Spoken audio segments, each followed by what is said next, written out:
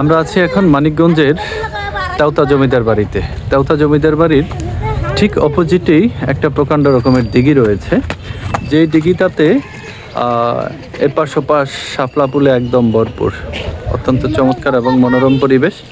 এখানে এসে দেখছি যে বাচ্চারা গোসল করছে এবং একেবারেই নতুন পদ্ধতিতে একটা মাছ ধরা দেখলাম বাচ্চাদের কাছ থেকে। চলুন আমরা আসলে প্রসেসটা দেখি। বাবা কি নাম তোমার?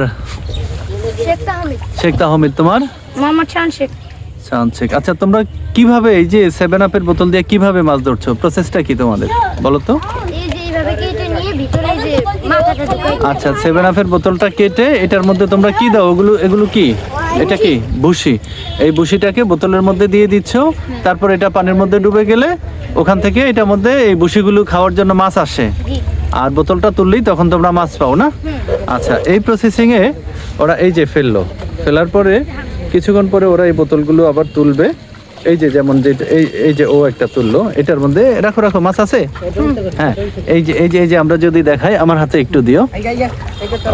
ওরা এই যে এই পাটটা দিয়ে মুখটাকে আটকে দেয়, দেন হলে এই যে মাছ কিন্তু ভুসি খাওয়ার জন্য আসছে। ঠিক আছে, এই পদ্ধতিতে ওরা মাছ ধরছে। এইভাবে কিন্তু এই যে দেখতে পারবেন আপনারা কতগুলো মাছ ওরা এখানে ধরে ফেলছে। খুব চমৎকার একটা পদ্ধতি বাচ্চাদের।